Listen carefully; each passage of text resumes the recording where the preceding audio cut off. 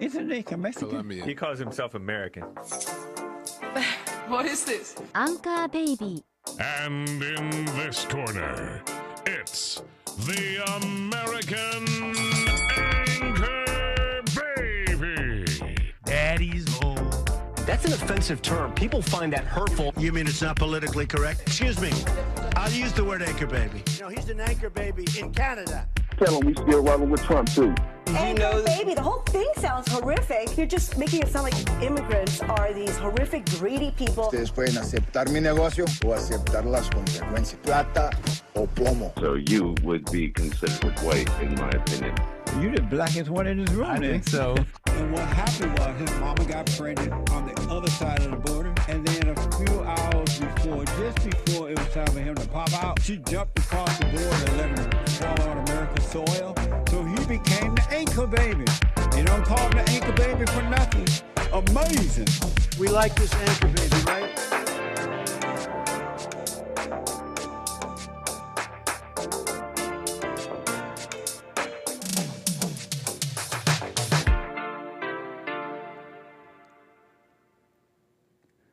Hello, I'm the American Anchor Baby, and this is my show. Thank you for tuning in.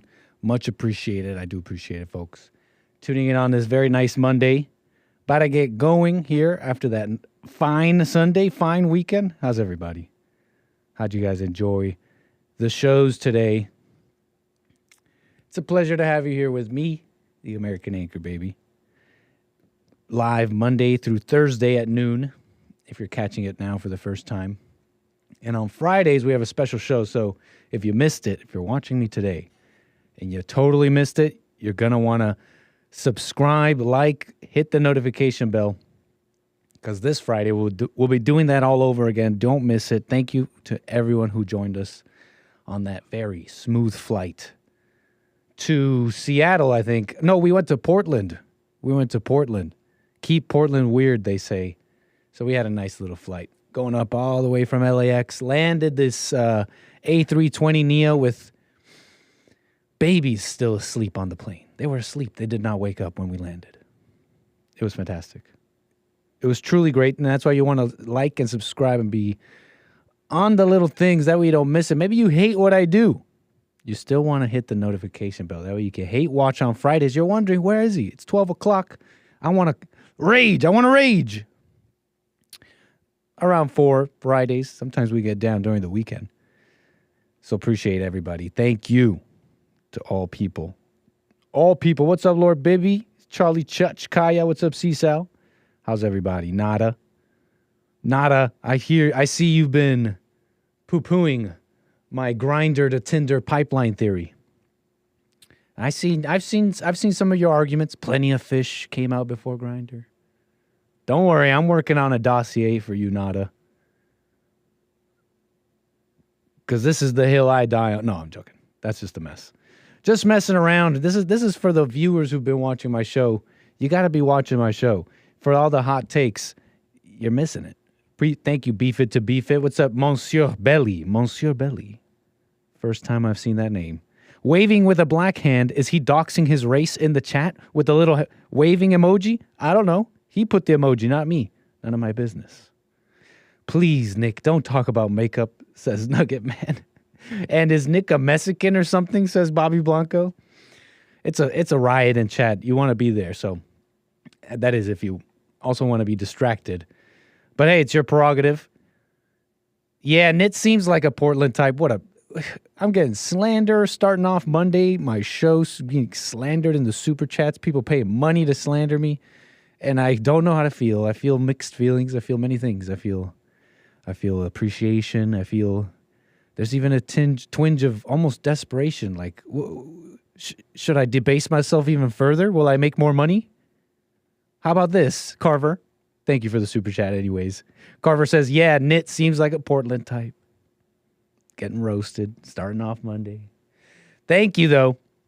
You can super chat here on YouTube. You can super chat. You can buy me a coffee, buymeacoffee.com/anchorbaby. And we keep it going. Hey, what's up, Jose? John Zimmer? Appreciate it. How you doing, Hillary? What's up with the Grindr fixation, though? I'm not fixated. You're fixated. Incredible. Unruly passengers. So true, Hillary. But thank you, everybody. Look, I want to get into my show a little bit here, I think. Do you think it's time? What's up, Canadian David? How you doing? Rumble.com/American Anchor, baby. It's a party. Games for Rec. Appreciate it. I am on D Live for those that remain. Those that remain on D Live, I don't know what I'll do, what the future holds, but what's up, D Live? So I wanted to kind of kick it off with some mess here, with some AI mess. You know, we love the AI. We love the AI. We love Trump. And the AI and Trump have crossed paths in this first story here we're about to kick it off with.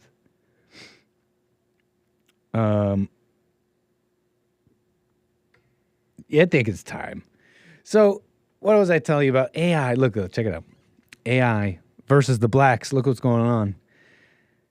The media is on it. They won't take it anymore. And they're calling out these Trump supporters for targeting black voters. They're saying, the Trump supporters are saying we're targeting them in a targeted fashion and campaign. What? BBC, Trump supporters target black voters with faked AI images. Wait, hold up. They're faking the AI images. The media doesn't like that, but only in certain cases. The media only likes the AI to lie about certain types of people, certain groups. And so this is the story. BBC, on this very, very important reporting, supporters of Donald Trump created AI images showing the ex-president being embraced by black people. Oh no, being embraced by black people. Somebody stop. Somebody stop the AI. A demographic Republicans continue to struggle to court. That's cute. That's true though, right? The blacks vote Democrat a lot. I see some calls coming in, by the way, 888-775-3773. I did not mention the number, but you can call in. But so here's the shocking report. They're calling it a shocking new report from the BBC's Panorama. They see at least one prominent Trump supporter, a Florida-based radio host, Mark Kay, admit to creating the fake image. The horror. Embraced by black people? They're using AI to make Trump being embraced? I'm not a photojournalist, says this Mark Kay. I'm not out there taking pictures of what's really happening. I'm a storyteller, Kay told the BBC. So they reached out for comment, and they, in fact, reached out to this horrible man who would dare make these false images. What are you trying to say, man? You try to say black people love Trump? That's totally egregious. One of the worst things AI has created. This is a false image, BBC is reminding you, with a big old red false over it. It's kind of a nice image, right? I bet you on a quick look, you could miss it. Donald Trump's hands look a little funny. I know AI is notorious with these hands. But look at this nice picture. What? He's being embraced by by black people. What's she got on her head? What's the AI... Hey, AI, what were you trying to generate right here on the top of this black woman's head? I'd like to know the code. I want to see the code behind this pink object above the woman's head and what the AI was thinking here. I just want to understand. What is that? So these are some of the images. Shocking new report. You know, this guy, by the way, Mark Kay, where is he? Look at him. He's white. He's a white guy with an American flag in his background. I don't know, man. I got to say to this Mark Kay, be careful. Be very careful. I understand that you're a radio host guy. You're on the internet even. I am too. And the temptation is to be maybe bombastic, make a point. And don't let me stop you if you're convicted or something. I don't know what to tell you. But let me just put it out there. Mark Kay and all people, white men especially, who want to make a point and want to make a scene or make a splash, make some waves. I say be careful. You may have heard of Ricky Vaughn. Have you ever heard of Ricky Vaughn? Better known. Well, his real name is Douglas Mackey. Young guy, Trump supporter during a couple of years ago. This is straight from the Justice Department's website, okay? The United States Attorney's Office. And this is what it reads here. Social media influencer 𝒏𝒊𝒄𝒌𝒔𝒕𝒓𝒆𝒂𝒎 convicted of election interference in the 2016 presidential race. You may know this story a little bit. But this guy who was known as Ricky Vaughn, he was convicted by a federal jury in Brooklyn, okay? I'm reading this out here. With the charge of conspiracy against rights stemming from his scheme to deprive individuals of their constitutional right to vote. This is pretty serious stuff. The verdict followed a one-week trial before United States District Judge Ann M. Donnelly. When sentenced, Mackey faced as a maximum of 10 years in prison. You got to understand that what they said, if you were ever following this case at all, what's the scheme here? You know, when you just read this from the Department of Justice website, you're like, dang, this guy was scheming to deprive individuals of the constitutional right to vote? Conspiracy against rights? Holy. Well, the scheme, this deprivation of individuals and their constitutional rights was this picture here. Was this image, this meme, if you remember. This meme here of Hillary Clinton, telling people, well, this is a meme, YouTube. This is a false image. This is a totally fake image. I'm only reporting news. Vote for her. Vote from home. If you remember at all. This post was telling people you could vote from home, vote from just texting, using their phones. It was a big old prank. You could call it a lie, a prank, whatever. The question is, you think this guy deserves 10 years in jail? You think do you think this �💂💄💌💄 really is facing 10 years in jail because of depriving civil rights? Really? So I'd say to this Mark K individual, don't put yourself out there in certain ways, okay? Or at least be aware of what you're doing, right? Even if you are being so-called lawful, if you're following the rules, as they say. A lot of people, January 6th and all that, followed the rules in a sense.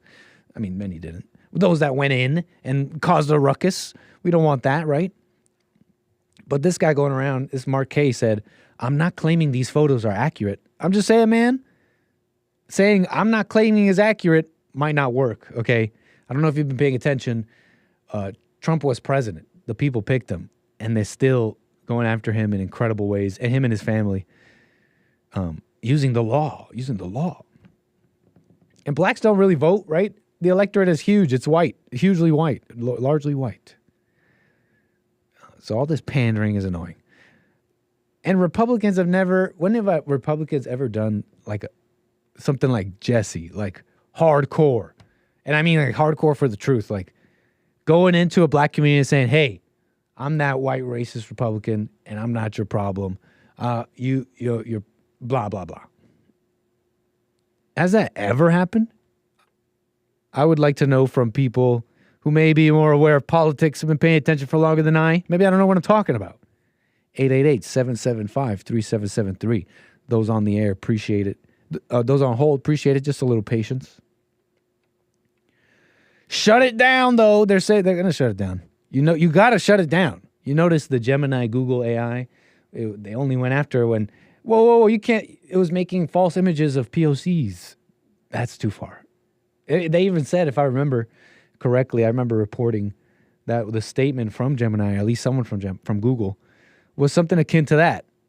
That we didn't expect it to be so offensive to people of color. So that's when you shut it down. Oh yeah, you can generate whatever you want about white people. Just nothing truthful, nothing normal, good. And don't get mad when we start replacing them with all these brown people. So yeah, shut it down. You got to shut it down. You're showing blacks loving Trump with smiling faces, happy, and just loving a man and just embracing him like BBC is saying. Yeah, shut it down. Wait, blacks just having a nice day, embracing a white man, and it's totally hunky-dory, everything's cool, and there's nothing out of place from the picture? Shut it down. Yep, shut it down. Nick, YouTube made me watch a Puerto Rico commercial before it played your channel. What the heck is going on? What's YouTube trying to do here? Is YouTube trying to make me say Puerto Rico like Trump? Puerto Rico. We love the people from Puerto Rico. We also love the people from Puerto Rico. Legendary clip, legendary Trump clip. Puerto Rico. So where was I? Many are coming on board, looking at all the rap songs coming out pro-Trump. They're lining up in the streets when they see his motorcade drives down their neighborhood. I have hope. All of us, no matter what shade of color, wake up and unite. That's what the creator of these AI images is writing in the captions that the BBC is reporting on. At first, it looks real, but on closer inspection, everyone's skin is a little too shiny, and there are missing fingers on people's hands. Wait a second. Hold up. Too shiny. Wait, hold on. I need some blacks. I need blacks in the chat. Blacks in the chat. Because I've been professionally trying to light a black man and maybe another black man. You know, making my attempt to professionally light black skin in, you know, a studio setting. And it's something we deal with, the shininess of said skin. And, you know, try and mitigate it where you gotta, you do your job, you do this professional things. This particular black individual I'm talking about has experience in television. And he himself he asks his crew, is my skin shiny right now on camera? So I don't, is this out of control shininess? I think AI got it right. I don't know if I'm being crazy here, but I think AI, out of all the things AI could get wrong, I think AI is making the blacks look pretty good. Black skin ain't never looked so good. Well, black skin's really nice anyways, right? They got moisturizer. I think AI got it right. I don't know. I'm not privy to the underpinnings of the AI and the code here. But if I could look at the code and the sliders on black shininess, I think they might have gotten at least in a margin of error. Though AI, this is early technology. Why are you getting mad at AI? Let it figure it out. Give it some time. It'll get black skin shininess exactly correct in no time. It's modeling. It's figuring it out. It's a young technology. Yeah, color errors, the hands, those are way more obvious than that's just too shiny for skin. But what the heck do I know? I'm just messing around. Unlike in 2016, when there was evidence of foreign influence campaigns, the AI-generated images found by the BBC appear to have been made and shared by U.S. voters themselves. The horror. But this is such a nasty little thing to throw in there, BBC. Unlike in 2016, when there was evidence, and then they're just going to move on and say it fast and just move on. It's like some of these callers on Jesse's show. They'll just throw out something and then move as fast as they can. By the way, just we all know that that's true. But anyways, Jesse, when you said blah, blah, blah, unlike in 2016, when there was evidence of foreign influence, you're talking about, or do you mean foreign? Sorry, BBC, you said foreign. I think that was a typo, right? Editorial mistake. You meant domestic influence campaign. I know that's what you meant, right? They spied on my campaign, Leslie. They spied on my campaign, Leslie. You remember that? What's that woman's name? Leslie Stahl? And Trump? And he's like, they spied on my... Leslie. When he does that, like, low talk, when he slows down, when he does that low talk, he's like, Leslie. They spied on my campaign, Leslie. Nick, what does your shirt say? It says, on God. Shout out to Hassan. I love my on God shirt, Hassan. Thank you. I'm waiting on dog, yeah. And he waiting on treats. That is such nasty for the BBC, though, to just throw that out there. You know, the reality of the whole Steele dossier and the Russia hoax. You remember that? Russia collusion, Russia hoax, Russia. The whole saga of the Steele dossier and Russia hoax, I think at this point is a saga the Democrats would rather forget, okay? So you're not helping BBC. You didn't get the memo. You didn't get the Biden regime memo. Don't talk about the Steele dossier. It makes us look bad. If to this day you go on CNN, let me look it up. CNN fact check. To this day, you go on CNN. And Here it is. Did Obama and Biden spy on the Trump campaign? Trump said, well, look at the Obama campaign. Well, look, they conclude this is comprehensively wrong. There is no evidence that Obama or Biden personally directed the FBI to surveil people in the Trump campaign. They mince their words very carefully here. But it's such a lie. So evil. So can I break this down a little bit? Can we take a little moment here to do a little tangent? And thank you, callers, for the patience. Can we take a moment, a little tangent here? A story that, I mean, I think it still is one of the biggest. If you think about it, this story with Obama and the spying on the campaign, and there's some that's alleged, but there's stuff that's fact. And I'll try and break it down, some of it. But it is the biggest story ever. And if you really think about it, the story continues. Trump's presidency, the whole thing from beginning to end. The Obama, the Steele dossier, Russia, the 2016, the first term, the mess from the first term, the no help from Republicans, the 2020, whatever, and then continued. The continued legal battles he's supposed to be going through and all this.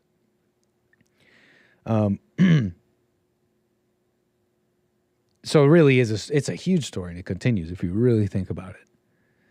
And so CNN, they'll say no evidence. And you look at the fact checkers. That they'll call this claim from Trump about spying campaigns. They'll call it false. You'll see these fact checkers. You know Snopes. You know the fact checkers. They'll call it false. What the heck do you want from me? You want me to show ads, Snopes? You doing ads now? Okay, here. I'll turn off ad blocker. You're so making me do this live. Okay, Snopes, there's your little ad blocker off. Mostly false, says Snopes. But what's amazing is that even the fact checkers themselves admit to key points of the allegation. Look, even here, CNN. Term-limited Barack Obama did not run a campaign when the FBI, blah, blah, blah. Look, here it is here, and Snopes too. They admit to how what's true. They'll say it's mostly false, but what's true about this is, well, under the Obama administration, the FBI did launch an investigation into Trump and his Russian operatives and relationships with Russians. But that doesn't mean Obama and the members of the White House spied on his campaign. It was for totally different reasons, okay? But here's CNN saying no evidence at all. So they'll say this. They'll say this to this day, but the whole thing fell apart in like 2020.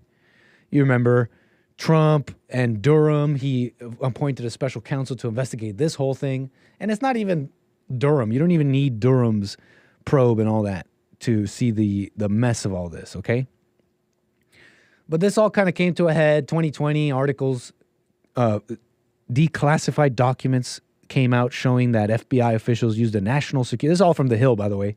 A national security briefing of then-candidate Donald Trump and his top aides to gather possible evidence for this Russia investigation. And this evidence the Obama administration targeted the campaign of the opposing party based on false evidence. And we don't need to rehash all this crap, but the dossier, Steele dossier, the whole thing's misunderstood, right? There's a whole industry on intelligence gathering. It's called corporate investigation, okay? There are these firms, one called Fusion GPS, the one tasked with gathering all this intelligence on this brand new player on the scene. Suddenly, Donald Trump is shaking up the whole electorate, if you remember 2016. I mean, it was a mess. The media was saying, this is ridiculous, it's never going to happen. But it was a big shakeup. So, Fusion GPS, by the way, Fusion GPS was, if anyone who remembers following it, they were also paid by Republicans. Republicans do a lot of this too, and they did it to Trump. They paid the same company to do this huge investigation on Trump because it's like, this guy's actually challenging we got Republican voters around our fingers. We keep telling them what they want to hear. We do nothing, and this guy's actually going to shake things up. Investigate him. Democrats got their hands on the same Fusion GPS intelligence, and evil people with evil hearts started making up conclusions and using all this gossip to make up accusations and rumors. And that's your Steele dossier. That's what the dossier was. The media would then quibble over little claims. Well, Trump said he wiretapped. Trump said Obama wiretapped. That never happened. and they would quibble about little things like that, which I think that really did not happen. Quibbling over little things, totally ignoring the biggest story ever. The Obama administration, there's a lot of evidence to say that the Obama administration and the intelligence agencies were spying on Trump's campaign. It's the same conclusions and answers you notice the media and the intelligence agencies arrived to when regarding 2020. Oh, that's not intelligence interfering in the 2020 election.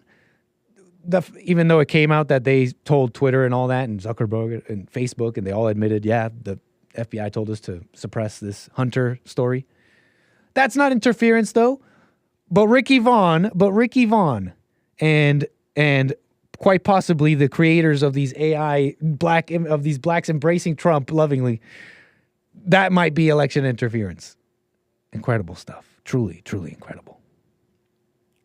Incredible times. But let me bloviate a little further, because I got some more things to show you before we get to calls here. Appreciate the patience. Trump.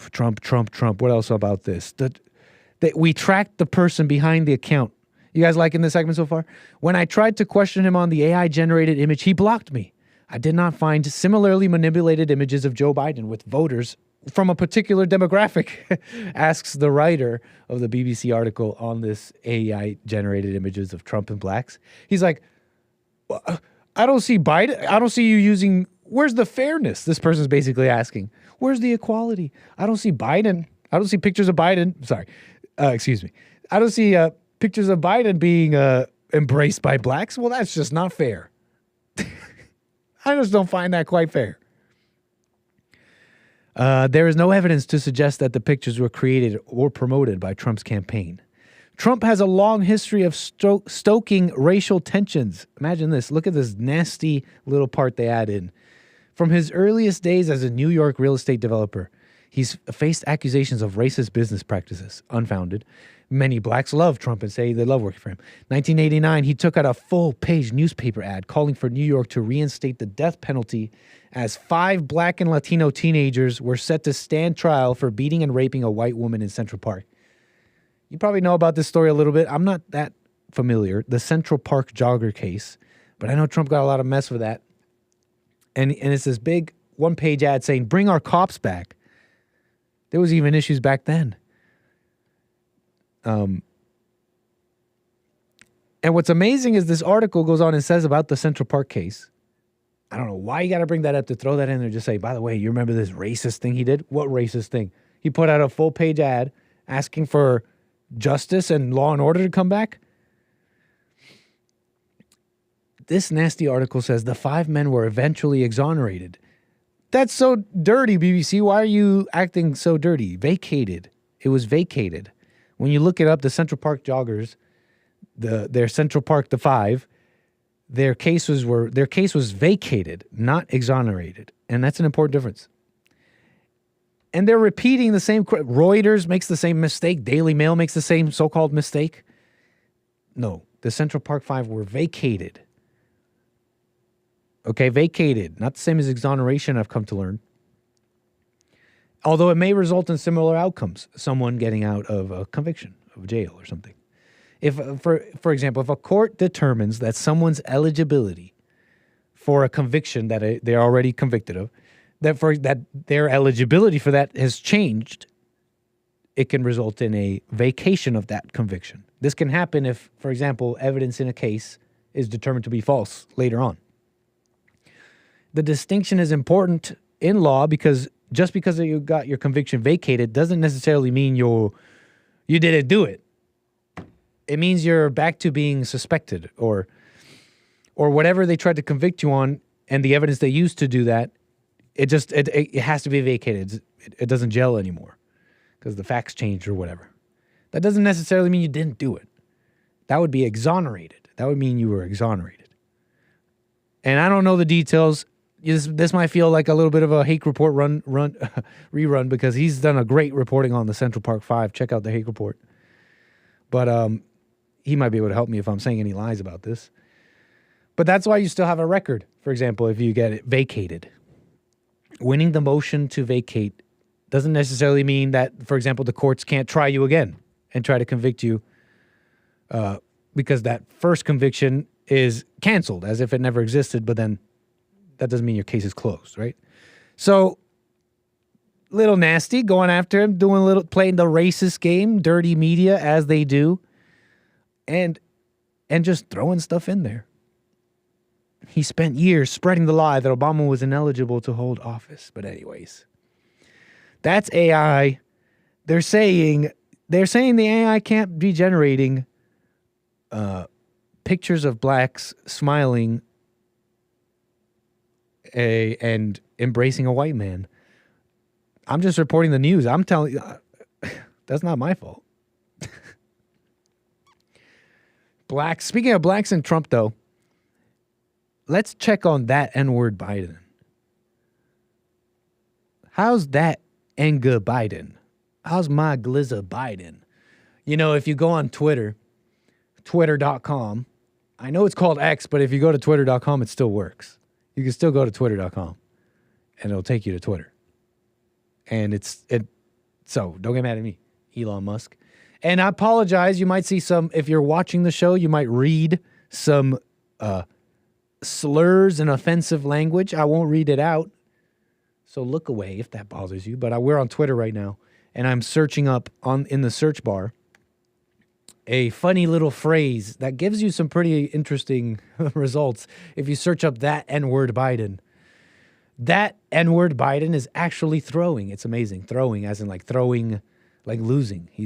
When you throw, it means like you were literally about to win. Let's say you're like 2 points up in a maybe this is an obvious term and people know it, but let me point out the obvious. When you're playing a game or a sports match and you're like ahead by 2 points, you're totally going to win. And then, not due to the opponent's skill, but due to your own just stupid mistakes, out of your own hand, you lose. That means you're throwing. And so, yeah, that's someone. That was one. That N-word Biden looks like he about to fall every time he take a step. Someone get the DNC to search up that N-word Biden on Twitter. It might help them. I don't know if they need it. It seems like blacks will vote for Democrat anyways. But if they want to maybe understand a little bit more, you know what I'm saying? Nah, F that N-word Joe Biden forever. He still ain't relieved my student debt, dumb MFer. See, this is quite a revealing search term, don't you think? It's like, I don't like Biden, but because I didn't get my stuff. I didn't get my free stuff. So we just did a little check. We're just checking in on that N-word Biden. Someone's got to, right? I'm just doing it because someone's got to. Oh man, and I want to get to calls here, but let me go through this right here, and then we'll chill. Then we'll chill, okay? Then we'll chill. I'm on one right now, and I want to tell you one last thing about AI.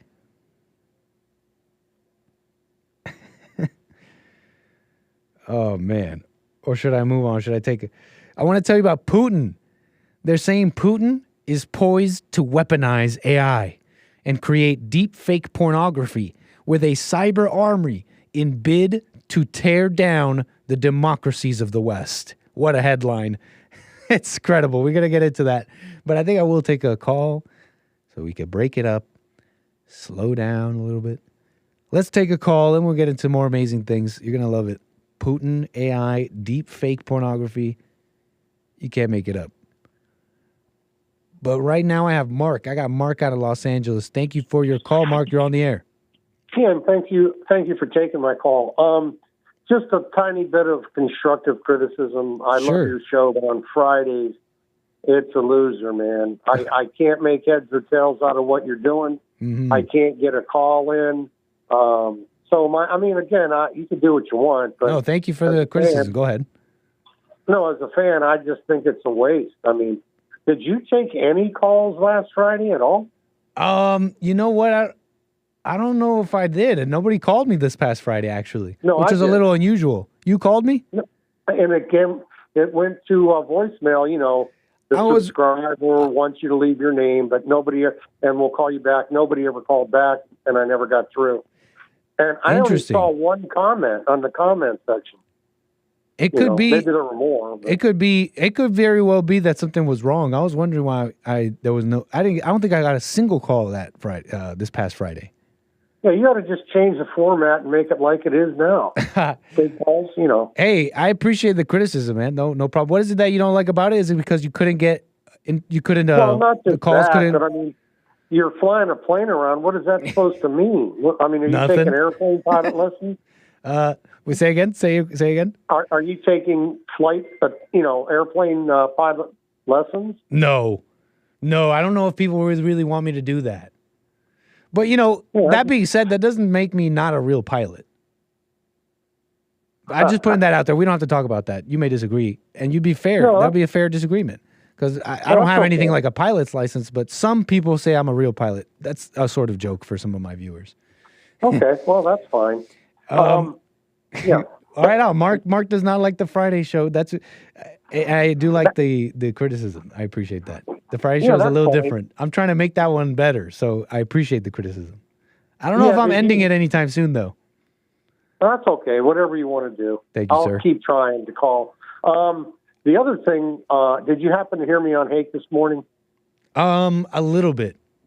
Could you refresh my memory? I love reading the comments and the messages that people send in to Hake.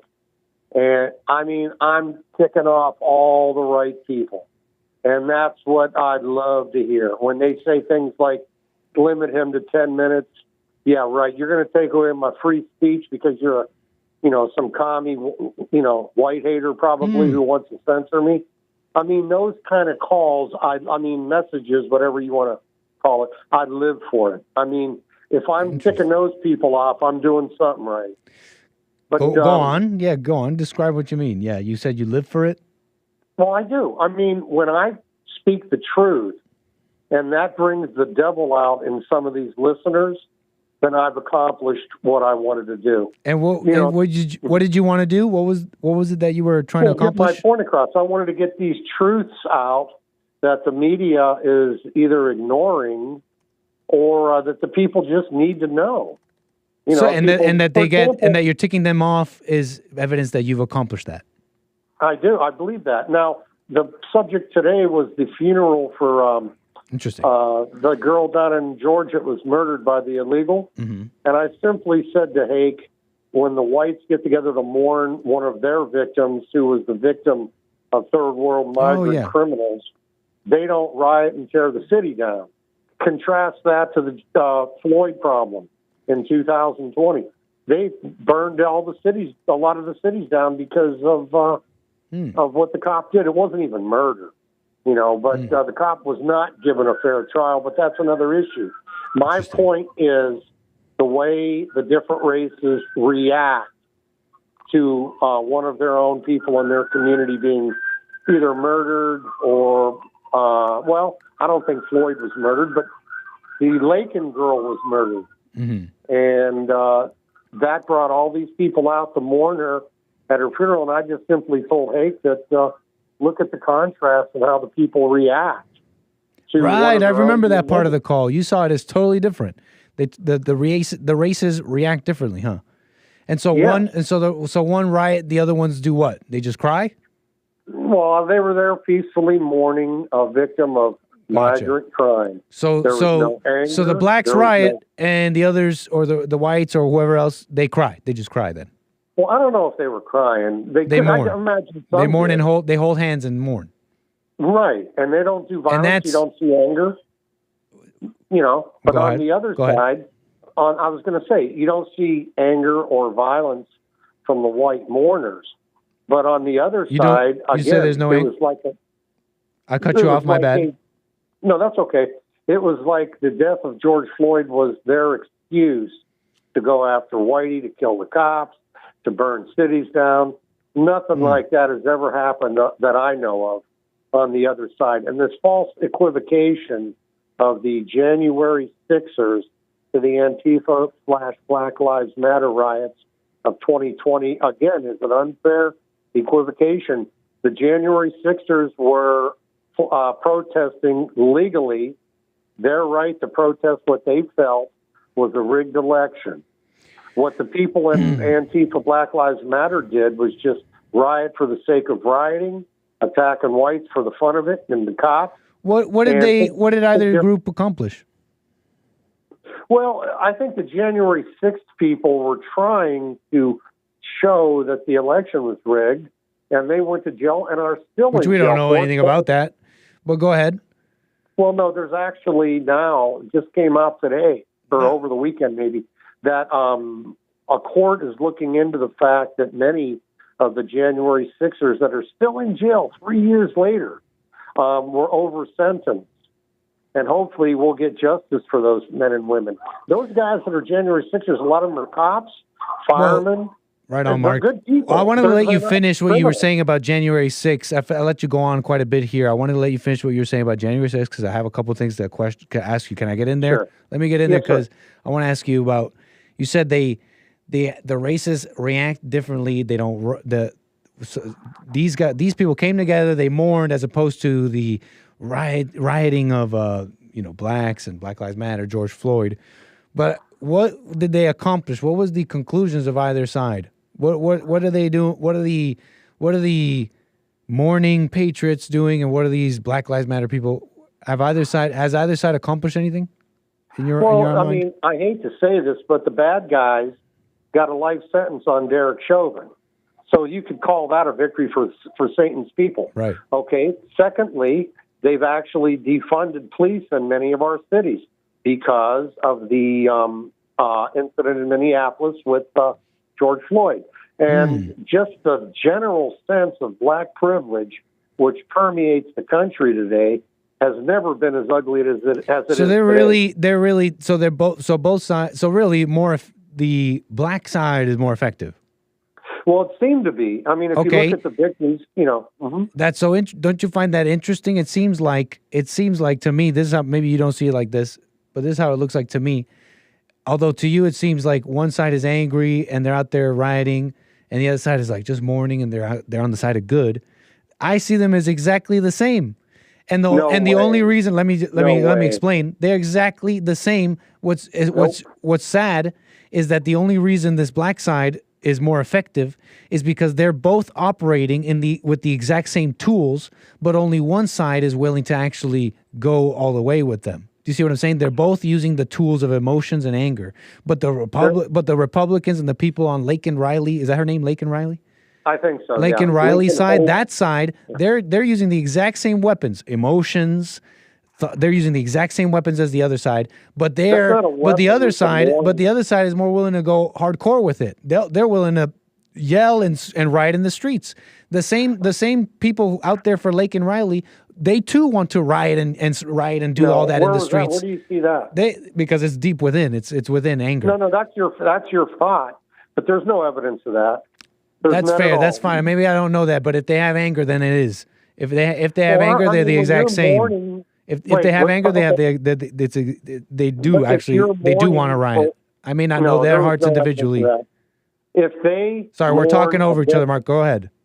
I'm sorry. If they're mourning a dead victim of migrant crime, how is that anger? It's mourning. You're mourning for a dead person. They didn't mourn for George Floyd. They used that as an excuse to destroy the country, or at least tried to. They use it as an excuse. Do you think they care about George Floyd? Give me a break. You think those people care about Laken Riley? I really do think really? So. She wasn't a criminal. Oh, absolutely. Even your own family doesn't even care about you. And you're going to tell me these bunch of people, just because they're on the right side, that they actually really do care. You're going to, and how do you know they care about Laken Riley? I could charge you with the same thing you just said to me. How do you know they truly do care about Laken Riley, but these blacks, they did not care about George Floyd? How do you know that? Obvious. It's obvious. If you had seen the funeral, I mean, not the funeral, but if you had seen all the people that were at the funeral, that attended, the thousands of people, I looked at them. They seemed okay to me. Can you describe that part that makes it obvious in more detail? What exactly makes it obvious to you that the people for Laken Riley actually cared about Laken Riley as opposed to the people for George Floyd? What is it about their faces? What is it about that you saw? Describe it specifically. The fact that they would take time out of their lives to go to her funeral. George Floyd people took time out of their lives to go to funerals and riot in the streets. Okay, so that's not a good point. What's worse? Which one is worse? But they took their time out, just like these other people. Okay, so that's not a good evidence. What else?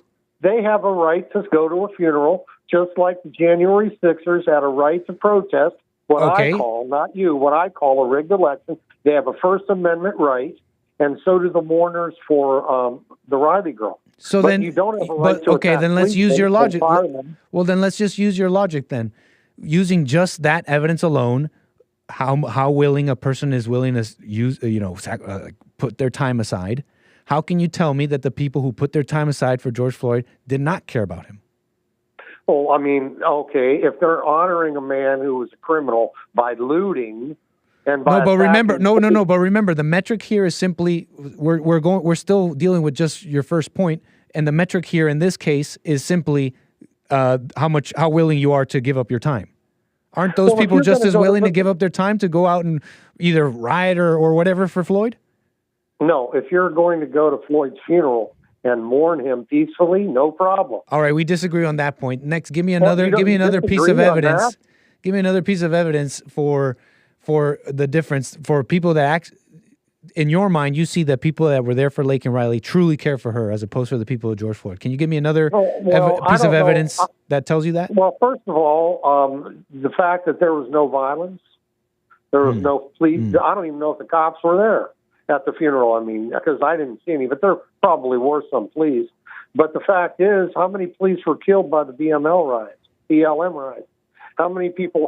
How much damage in the billions of dollars did they destruct in the year 2020 versus either J6ers or the Laken Riley people? I understand what you're telling me, Mark, and that's an interesting fact. But let me just lay out exactly what it is I'm trying to get at here, and it's that it's so far when you're trying to describe what you see as evidence or proof standard. When you so far everything you've used to try and describe let me be clear. The things that you're describing as love in the Laken Riley crowd, so far you haven't really shown me a real difference between that and the so-called love that the people say they have for George Floyd. Which leads me to conclude, if I may, leads me to conclude that to go back to what I was saying earlier, they're really motivated by the same kind of spirit here. You see what I'm saying? Mourn? Well, you call it mourning. You say it's a separate thing. It's its own thing, but it's in fact the very same. It's emotion. It doesn't get anywhere. The results are the same. You see what I'm saying here? You said you wanted to accomplish something. You said you wanted to accomplish getting the truth out. And you said that when you see these people get mad, it gives you life and it means you accomplished that. Tell me, Mark, what's the point of the truth? What's the point of the truth? Is it to get someone mad, or is it so that someone can see the truth? So what did you accomplish when you got people mad? Did you accomplish the truth or something else? About it because these same people are the enemies of our country. They are the enemies of free speech. They want to limit me to 10 minutes. Yeah, if I tick those people off, I feel good about it. But as far as the equivocation... Do you realize you're motivated by the same... Do you realize those people you said that you get life of when you hear them say, oh, they should limit Mark 10 minutes? Did you know that when they hear you say what you're saying now or say what or get angry or whatever, they too feel the exact same thing you feel? They feel the exact same thing. They're like, yeah, right on, we got him. Mark, this gives me life. They feel the exact same thing you feel. Did you know that? Well, first of all, I'm not angry. I mean, you could say that, and they could say that. You may disagree, but I'm asking you a different question. Did you know that they feel, the people you said that you get life out of when you see them get angry, did you know that they feel the exact same thing you feel about them? Well, I'm not angry. No, but I'm not asking you about if you're angry. I'm asking you, did you know that that they feel the exact same thing you're feeling? That's okay. They started it. Okay. Well, they did. They're the ones making stupid requests. They started it, but you agree with me that you're just like them. No, I don't agree with that. I'm not trying to limit their time. I'm not asking you to limit anybody's time. But here's the thing. Getting back to what the call was about. You can't honestly believe that the people that mourn for the victim of a migrant criminal in Georgia are equivalent to the savages that almost burned our country down because of George Floyd. Yeah. You're saying they're just as blind, dumb, no, they're not. angry. They're just as blind, dumb, angry, and resentful. They're just as confused. They have no idea what's really going on, why things are happening. They have the same judgments and anger. They may not be acting outwardly like you. And in that sense, there is a difference. Fine, sure. But I feel like you pointing that difference out is quite shallow. Yeah, and I'm not gonna be ignorant here, Mark. You're absolutely correct. Sure, there's a huge physical difference between crowds going out and burning cities and these people just getting together and having, mourning Laken Riley. But I mean, that's just so shallow, Mark. It's just truly shallow. It's so nothing. It's like the difference between. It's just so shallow. It really doesn't show the contrast. It actually helps you. It actually would, if you focused on the physical difference here, you would actually miss the true contrast. And the truth is, there really is no contrast between the two. I think there's a big. First of all, like I've said now before, when you go to somebody's funeral and you mourn for their death, especially the way she died, there's nothing bad about that. In fact, I'd say it's godly. What? But when you mourn somebody so it'll give you an excuse to loot, to steal, and to burn. Not the same. Not even close. No, I would suspect that none of those people at her funeral were criminals. You might have a few of them that have been arrested here and there, but I would wager anything you want that the majority of the people that looted and were acting up after Floyd had criminal records. Right on, Mark. Well, they're criminals anyway because we saw them on TV looting. Well, I appreciate your commentary on that, Mark. Do you think they care about George Floyd? No, and I don't think those people care about Laken Riley either. And so far, why would they go to her funeral then? Emotion, ego. It feels right. Well, it feels right. It feels because it feels like you really are supporting Laken Riley. It feels like you're out there really making a difference. It feels like you're. So you're going to condemn them then? I'm not condemning them. I'm not condemning them. I'm just not going to call things what they're not. You're saying they're out there. You're saying they're out there for all these other things. Were people out there? Were people out there doing a mourning type thing for Laken Riley? Sure, that's true. That's a fact. But you're saying, but I'm just not going to say things that you just don't know. And so far, your evidence for caring for Laken Riley is literally no different than someone caring for George Floyd. They're no difference. For you, the distinction lies. For you, the distinction lies in, but our side didn't burn stuff up. And, which, in my opinion, is a shallow distinction because the individuals in your group are still acting the same. Their criteria for love is, well, I care. I'm out here and I'm holding a candle and crying. That's the same criteria of love the other side has. So what difference? How different are you? I'm not burning cities down. You left that out. Well, I mean. That comment you just said about burning cities. That comment you just said about burning cities was I literally just responded to. I literally just responded to that in my last sentence. It may sound like you may have not heard me, but back it up and after we get off this call and that way you can catch up to what I just said. Man, Mark, it's an absolute pleasure as always. But what do you think about this? What do you think? I don't want to spend too much more time here. What do you think about this whole thing? Though that you said your goal is to accomplish getting the truth out. Well, no, that's not my goal. Well, the goal is to get the truth out. But then that your evidence of this accomplishing this goal is getting people mad. Do you now see how that doesn't make logical sense? It does make sense. It brings their anger to the surface. Okay, but that's not the truth, right? That's just like an ego. That's just an ego thing. The surface. No, it's not an ego thing. It brings their evil to the surface. Anybody that's so mad at what I'm saying that they want to limit me to 10 minutes or call me names is somebody that hates what I have to say. And that may be true about them. You might be absolutely correct about them, but I'm talking about you and you getting life out of it. You getting excited seeing their comments and saying, and then not only that, when you see their comments in your head, you told yourself that means that I'm telling the truth. And that means I'm on the right path, which is a huge mistake, Mark. Careful with that. I'm just bringing their anger out. Right, and you think you're righteous for that, and you think you're correct, and you think you're saying the truth because you're doing that. No, I'm not. I haven't lied about anything. Nothing I've said here today has been a lie.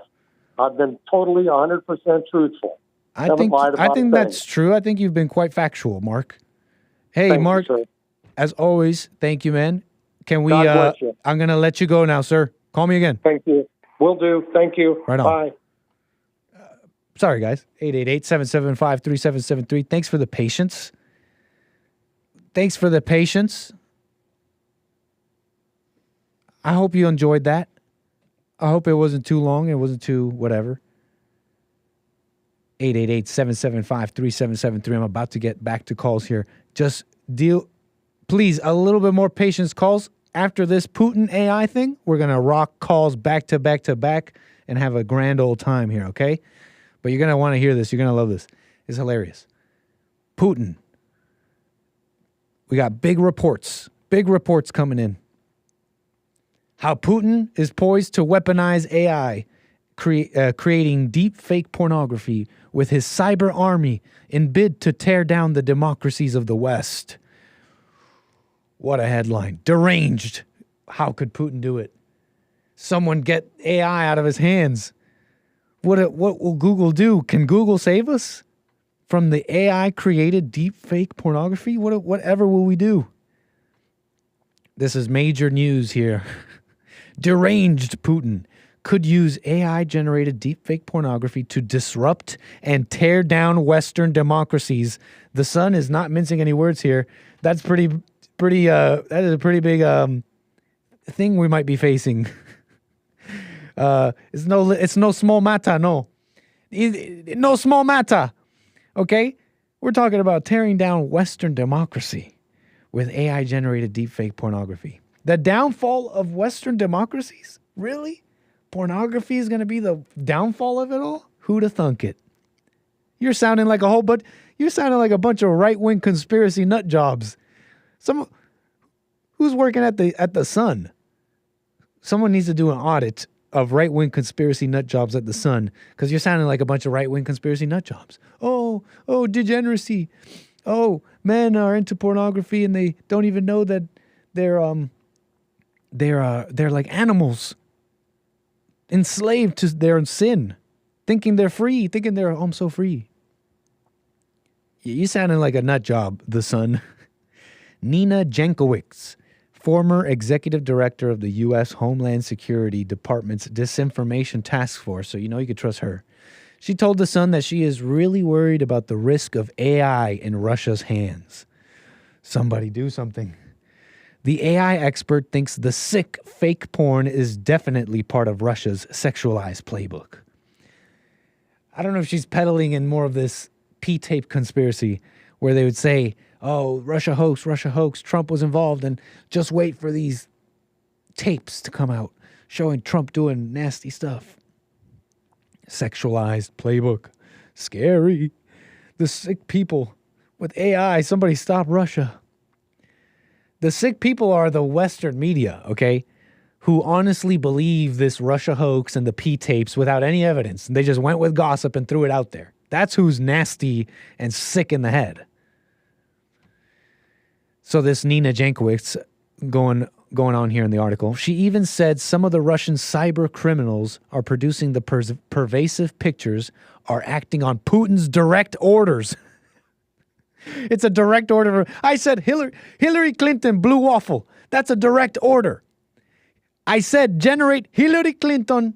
That's probably not a Russian accent. Hillary Clinton blue waffle. That's a direct order. Please, the Sun and intelligence agencies and Nina Jankowicz, could you please enlighten us on some of the methods this international weapon is being used in advanced war games that the American mind is not prepared for? What is this? Please, the rubber meets the road. How does this work out? I know. Putin, what should we generate? What should we generate to tear down Western democracy? To tear down Western democracy. Generate Trump in blackface. America will never recover. I don't know. Generate, put the, I don't know. But generate a picture of Epstein doing something nasty. But in the background, put a painting. And in the painting, write the Constitution. It'll educate the masses, and the American regime will be no more. These are direct orders, apparently. Direct orders coming from the top on how this AI pornography has to be made. The rapid rise of such technology has created a new level of threat and is a great way to upset the balance of power. Like, what's this going to do? He, she, they, them, who can make pornography of anything, rules the world. It's how they're talking about this technology. The vast majority of deepfakes online are non-consensual deepfake pornography of women. See, this is where you got to be careful. You see these women, they're using these terms, non-consensual pornography. This is militant language. This is genocidal language, okay? Now, I'm not saying that women are supposed to be okay with it and just feel fine about this happening. That's not what I'm saying. Although you really shouldn't feel anything about it, ladies. I'm just saying that this whole they call it non-consensual pornography. It's like this sexual assault stuff. You know, they call things rape that are just straight up not rape. They're trying to put men in jail for things way worse than what they actually did, if they did anything at all. They'll call it rape. They'll call it sexual harassment. So they'll call it like sexual assault. Words can be sexual assault. Non-consensual porn. I mean, I can see men going to straight up jail for raping her. And then you look at the facts of the case and it's like, he generated an AI image of me. You know what I'm saying? Russia has used this terrifying method to attack women who are part of democracies. That's a funny way of writing that, The Sun. What about women who are not in democracies? Help me understand the distinction. This horrible attack of women who are part of democracies. How's it looking, women who are part of democracies? You loving your democracy? Spreading that managed democracy. You guys ladies, are you loving, have you been loving your being part of a democracy? How's it hanging? You liking it? Don't answer that question. I can hear y'all saying yes now. I can hear y'all saying yes already. Don't answer that question, okay? What a mess. So that's that with those are the direct orders. What do you think, chat? What are some more direct orders Putin gave on the generating of this terrifying global weapon of AI pornography? I'll read out some of the best ones. What else? What were some of the direct orders from Putin? Amazing. Let's check some super chats here before we take these calls back to back, just like I promised. Thank you, Jose and Hake, with some funky little emojis supporting the show. Thank you for the super chats. Appreciate that.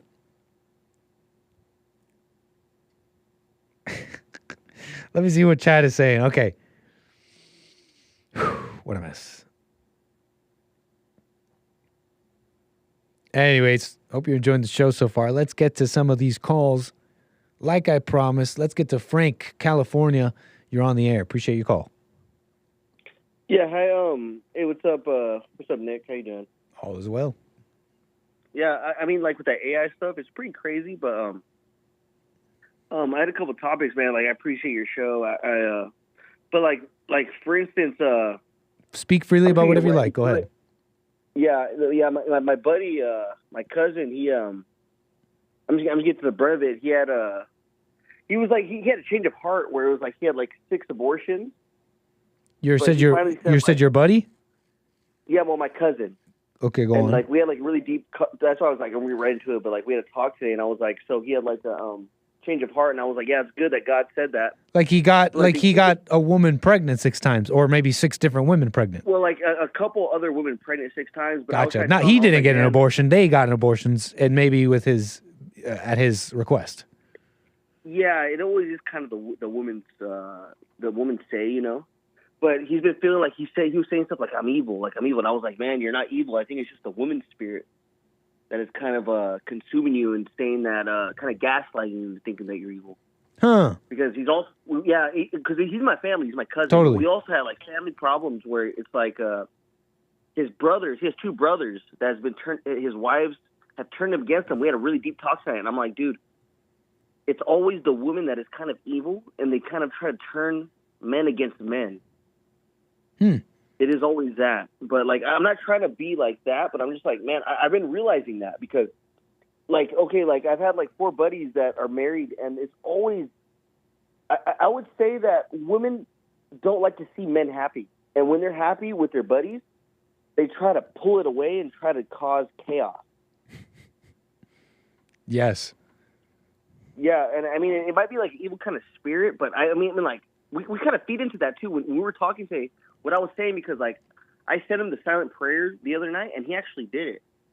And I did it the first time, actually, too. When I sent it to him, I was like, man, this is crazy. And right on, Frank. It actually worked. Yeah, it was like therapy, and I was like, wow, man, this is kind of crazy. But then, so you told your friend, I didn't mean to cut you off. Go ahead. No, yeah, I sent him I looked up on YouTube the silent prayer where Jesse Lee Peterson does it, like on the Bond, on the Bond video. Yes, sir. And it's him. He does it for like 5 minutes, and let's like the breathing technique. www.silentprayer.video. Yes, and it is actually effective, especially when people are afflicted by the world and by evil, and by evil I mean like alcohol and stuff like that. But like when we did it, it gave us peace. But then like this last time we hung out, we were talking, and he was just like so unstill. Like I like to use really simple words because since I've been listening to you guys, it's like it's really simple to find peace. It's just like it's ego, because ego's evil. And when you have a big ego, like it makes you mad. You know what I'm saying? Like, and that's what causes all the anger and strife. And I was trying to tell him that, like, if he's talking to his brothers, just stay away from them. Like, you have to kind of cut them off. Is that right? You think you have to cut your family off, right? If they're not bringing you peace, because they'll never understand, especially if they don't watch like Jesse Lee Peterson. Or... Well, it's fine, but like, why? Depends. I know you're not your friend, but it depends on the situation. Yeah. It's like, why are you doing that? No, that's what I was trying to say. But in this case, totally fine. You're not responsible for them. You're not responsible for them. Yeah. I try to cut it off because I feel like that's like women's prattle. I'm like, man, like we don't have to talk about that right now. But they insist because he's talking to my buddy on speakerphone, and my buddy is like, sorry, who insisted? Like, who insisted? So what it was, my cousin. Yep. Got physically pressed by my other cousin, and this other guy was like, "Oh no, man, you should let that slide." But I was saying, "No, man, you should let it slide." Gotcha. We don't need. You should just walk away and just, if no one's giving you peace, cut it off. Is that right? That's totally fine, especially in the situation you're describing. I mean, you're saying it was a physical altercation. You're saying, yeah, and family you're for saying, family, and he. But like, hold on, before we start jumping the gun, everything has to be at its right time and its right place, and you know what I mean. Everything at this, just because someone wants to get physical with you, let's say, and you're like getting heated, you're like, I can't let that slide. You gotta walk away, I'd say. Okay, walking away is your option. It sounded like the only two options there in your friend's mind or your cousin's mind was either I fight him or I cut him off. It's like, calm down. You don't even have to make any decisions. Just walk away from that situation right then and there. Yeah. You don't have to. Everything at its right place and time and place, right? Just because he pissed you off doesn't mean it's time to cut everybody off. And look, they're not the people around you. This goes for everybody, for myself, for your cousin, for you. Uh-huh. The people around you aren't really the causes of that in you, anyways. You know what I'm saying? That doesn't mean you don't cut. That doesn't mean you don't cut them off for whatever reason that you have to. But they're not the cause of that. They're not the actual cause of you being frustrated, confused, whatever. They just brought out of you what was already in there. Do you understand that? Yeah, I understand that. Yeah. Right. So that's all I'm trying to. That's the only point I'm trying to make. Whatever you got to do, cut family off and all that, they're crazy for whatever reason. Examine yourself though, and as long as you remember, they're not the cause. Like, let's say your family frustrates you and all that. Remember, they're not actually the cause of that frustration. You know what I'm saying? It's coming from somewhere inside of you.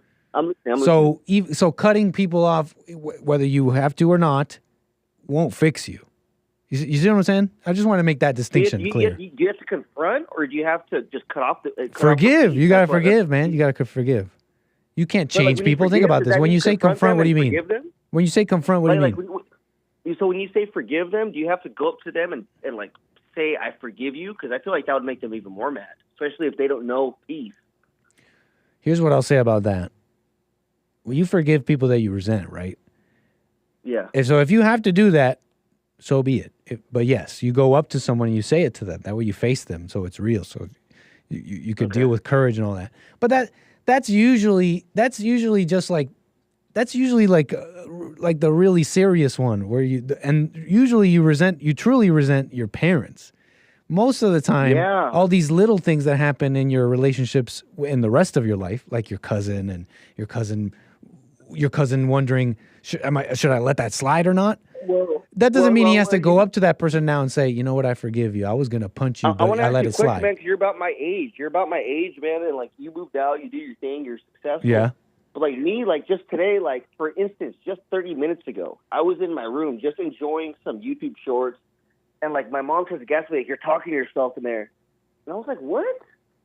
And then she gets like pissed off at me, and I'm like, I probably have to move out, right? That's what it has to be, right? Because like I feel like she has a strong resentment towards me, but I'm like, she tries to gaslight me into like, I'm like talking to myself. I was just laughing at a video, and I'm like, dude, like, oh, that's funny. That's a mama spirit type of thing, and it might be, but it also might be before you jump the gun. It might also be. Look, you shouldn't be at home anyways, and that's a tense. That's a very tense relationship. I've never seen one that's not tense, where the son's still at home. Even if she's loving, she's like, no, you could stay. Even the moms that say you could stay. She'll still resent. There's a tension. I've always noticed it, and it has to do. So you know what I'm talking about. You don't need me to tell you that, right? You don't need me to. And it's just me and her here. It's dude. not like my dad. You gotta get out, man. You gotta get out. You don't need all that. You don't need all that. It's suffocating, and she it's nitpicking, and it's like you're getting on each other's nerves. It's so you don't need me to tell you that, right? But then resent you in the morning. You don't need me to tell you that, right?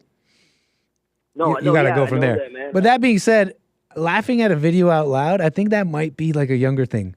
I think I've had some older people tell me, "Why are you laughing out loud like an insane person?" And I'm like looking at them like, "You don't see me with headphones? I'm clearly laughing at a YouTube video." Yes, dude. But that's just a silly thing. That's a silly side note. I was like, dude. You know the cause. You know the cause of the tension between you two isn't you laughing at a YouTube video, right? It's me being a 29-year-old man in my house, in my mother's house. Thank you, man. I just want to make things clear. Yeah, I just want to make it short and sweet, but thank you, man. No, this is solid, man. This is awesome. Thank you. What else did I want to say? There's not much. There's nothing I have to say. I'm just trying to remember what it was that you said that was interesting. I can't quite remember, man. I asked quite I threw like a flurry of questions, but we can talk about it next time. Man. Yeah, I'll call in probably a few days, maybe next but you week. know, but you know your situation, man. On the one thing you asked me about cutting people off, I hope that was clear. But I'm not advising you. Like your situation. All my callers should know this. You know. I just always thought what I was telling them, because I thought I was telling the right things, is like, if no one's giving you peace, cut them off immediately. But maybe I'm wrong about that.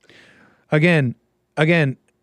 If that's what you got to do, that's fine, because people are evil. You don't want to be, if people don't understand you, if the people keep attacking you, if people don't want to understand whatever you're working on, let's say you're working on yourself and they just don't get it. They don't have to understand. You don't have to make them understand, and you don't have to keep like fighting. You know what I mean? If a relationship isn't natural, even if it's family, and you're just fighting, and you don't have to keep doing that. I just wanted to make the side point that that's not the source of your problems. So when you cut them off, don't be surprised that you still got to work on yourself. Yeah, I like what Jesse said one time too. It's like you don't owe anyone an explanation.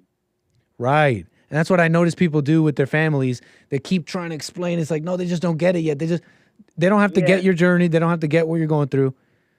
And when you give them an explanation, they use more ammo. It's more ammo. It's like, oh, totally, because this. it's just like if they don't get it the first time, then just kind of let it go. Mm-hmm. And you owe them no explanation. But I don't know. That's why I'm kind of trying to call you because you guys are. I love what you guys do here. Are you working? Not right now, man. Why? Unfortunately. And why's that? Unfortunately, I need to get a job, man. Bro, I was at a chat. Please tell me if I'm a totally ridiculous person from I'm about to say, because I'm at the drive-through at a Chipotle, and I see an image, and this is posted up. And you're in California. I mean, sorry, I don't mean to dox you, but they're hiring. I saw in this drive-through for Chipotle. Look, people want to look down on stuff like this, but this is I'm trying to be I'm trying to remember as well as I can. But the advertisement at this drive-through said apply today, and it said and it might look ridiculous, but it said it right there on the poster. It said we offer pathways for to easy degrees. It said easy pathway to it said it right there on the poster. If you were a person looking for a job, I don't know why you wouldn't just gobble this up. It said on the poster, it said easy pathway to $100,000 paying job. Have you ever seen a poster like that? They're all over California. They're literally all over. Can I tell you one thing? And I'm working on it. I think my ego's too big. I'm like, man, I'm already 29 years old. I don't want to work. That's ridiculous, man. See, I knew that's what. I looked at that poster and I thought to myself, why isn't everybody gobbling this opportunity up? And I thought to myself, I bet it's because they have some ego about working at a fast food place. Yeah, I've worked a lot of jobs. Trust me, I've worked a lot of jobs. I worked a lot of jobs, but I think I need to kill my ego again. Bro, there's opportunities, man. There's opportunities out there. Stop playing around. There's opportunities big time. Good talking to you. Stack it up slowly, one day at a time. You'll be fine. Awesome, man. I'll call you next week to give you an update if I can. Take care, Frank. Call me again. Bye-bye. Right on. Ivana, he's my age, he said. He's my age.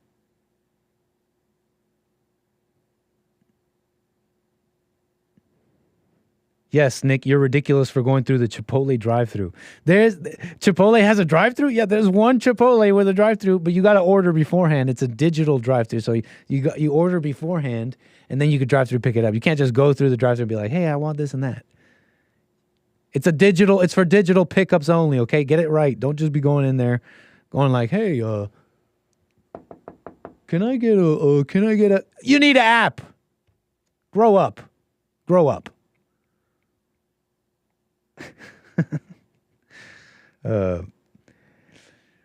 I'm just saying, it seems like such a funny thing to see at this drive-thru. Like, wait a second, you're telling me it's this easy?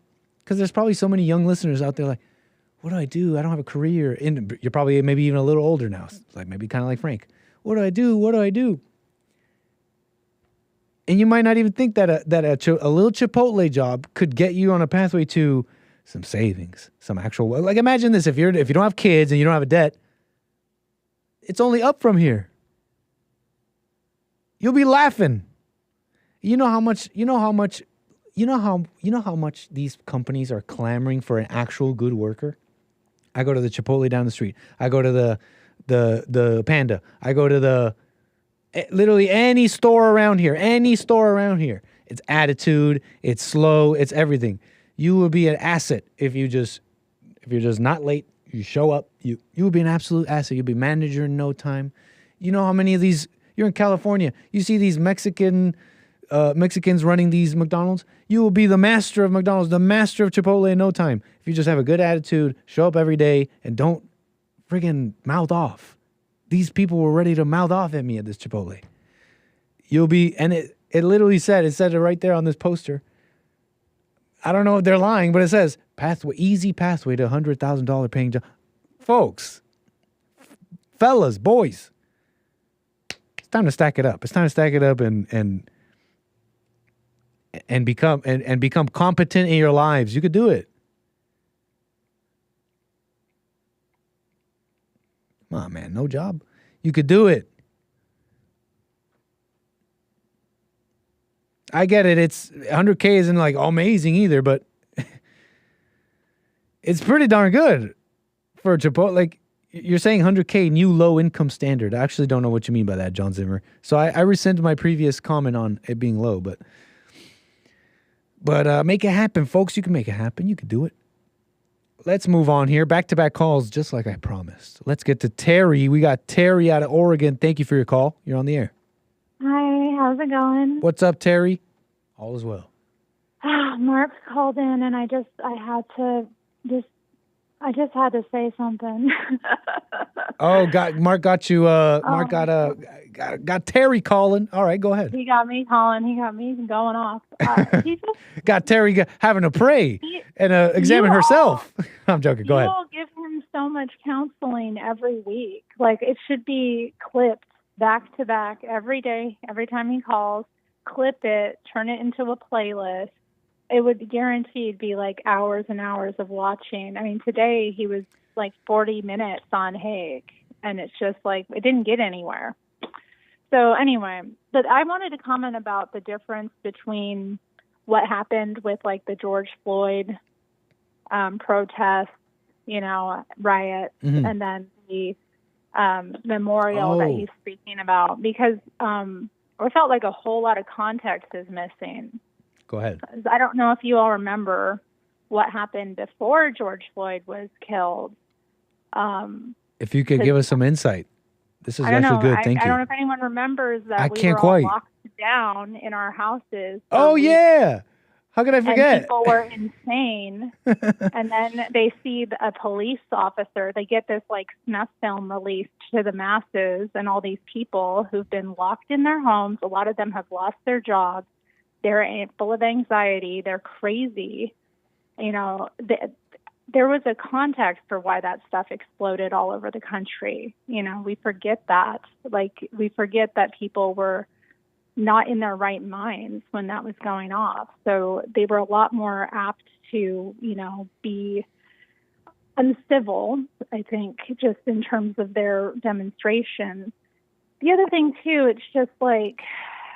If I may, Terry, just on that little tiny comment, personally, I think it was already in there. It was another one of those situations that just, it's really not, it wasn't the COVID lockdowns, as evil as they were, but the COVID lockdowns and the mess and the stress brought out something that was there. I had to throw it in there. Terry, go on. I'm cutting you off. No, I mean, I agree. I think it's a lot, and I think that whole thing was, I just feel like it was, the more I look back on that time, I just feel like that was a whole like engineered fiasco, because it just, I never watched the video myself because I just couldn't. I don't want to watch stuff like that. I'm very like sensitive, and I don't like that. But I mean, I've had it described what happened to me. I know I'm not like, I don't think that the officer that, was responsible, I don't think he should have been treated the way he was. I don't think the sentence he got was fair either. There was a lot of different things going on. So, but I just think, people were, they wanted to get out and kind of be rebellious. And this was an excuse. And, totally. I also just want to say, too, that no cities were burned down. My city was pretty badly affected for months, on and on, daily protests, riots, nighttime, just riots, police out, attacking police precincts. It was crazy, but nothing was burned down. It wasn't that. I don't know. I just think Mark lives in his imagination, and it's like. Well, help me understand, though, Terry. Well, help me understand. I want to understand your mentality a little bit. How do you see those 2020 riots? Are we calling that? Is that fair? That's what they were, right? Yeah, they were riots. Describe them. In your mind? How do you see them then? Again, I mean, there was a lot of suspicious stuff going on. I mean, there were things. It just, I don't know. I feel like a lot of it was programmed, and I think a lot of people. But whether it was go on. I think because people are like emotional, and they live in their imagination, and they don't have they don't have control over their emotions. They let their emotions drive them. They're very easily manipulated at certain times to be destructive. I think it was an attack on business. Why do you think people could be manipulated in that way? Because they have evil in them. Yeah, because they're evil. Yeah. Right on. And I agree. People are. I mean, it was evil what happened. No doubt about that. Like, we're in agreement about that. But like, the thing is, all people have evil in them. So I understand your mentality a little better now. Yeah. It's like, and sorry, I cut. That was when you were saying what you were saying about Mark. If you could go back to there, go on. You were saying this connected to Mark's call. How? You were making a commentary on that. Go ahead. I find it difficult when he calls because he's in his imagination a lot of time. He's seen things that weren't happening. Like, again, the city's being burnt down. He kept saying that multiple times, and it's just like, okay, that didn't happen. There was some property destruction in different places, yes, but like it wasn't to the extent that he's saying it was. And it was bad. I don't want to discount that at all. It was awful, but I think it was a completely different context. The other point I would make too is that a police officer is going to be, if a police officer commits, a killing, and it's being hyped up in this way to manipulate the populace, people are going to respond differently when it's somebody who's a police officer versus somebody who is a illegal migrant. They just have a different attitude about that because a police officer is a person who's in a position of authority and power in our society. So a lot of it has to do, the anger, I think, has to do with that as well. Do you think the crowd that was out for Laken Riley cared about Laken Riley? I'm sure some of them did. I'm sure others were there for their own personal reasons, like their own emotionality about it. It could be political to them. It could be like they could be there because other people were there. I'm sure there were some people there who knew her. But I think the crowd was probably, and a memorial is a lot different. Like, they weren't holding a memorial for George Floyd. It was that people were just rioting because they were, responding in anger. Would you say a completely different situation? I understand what you're saying. That's just that I saw that when you peel it back, the underpinning is still emotion. And so I can't say that it really is different just because one rioted and the other didn't.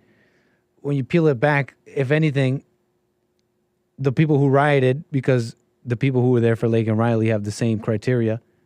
If we're using their logic, the people who rioted for George Floyd actually care about him more because they went farther. They care more.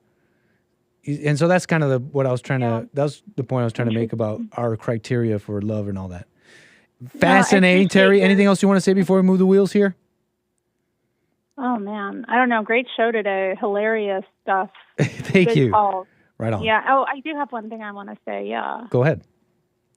Just in response to the previous caller, I think it was it Frank? Yes.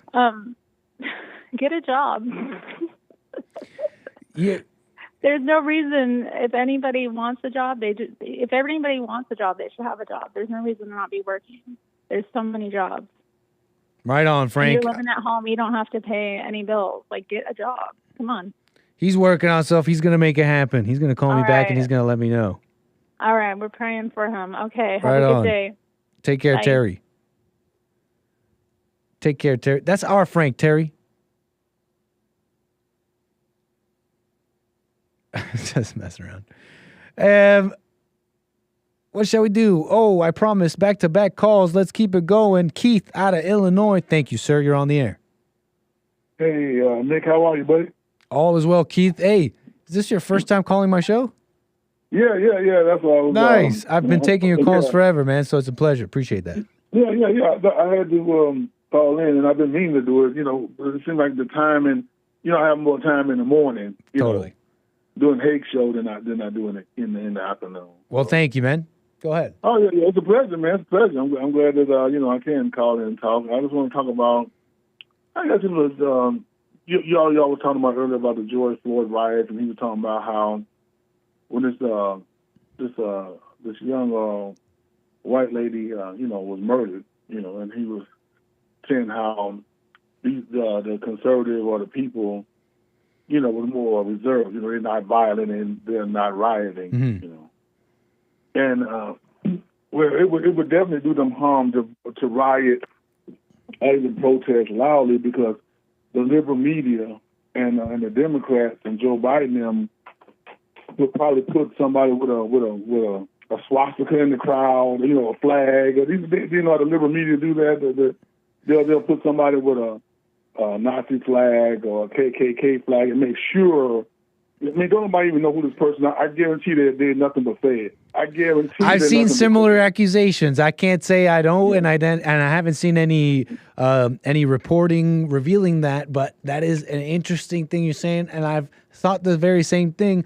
Looking at these scenes of masked Nazis doing Roman salutes, and I'm like, there's something off about this whole thing.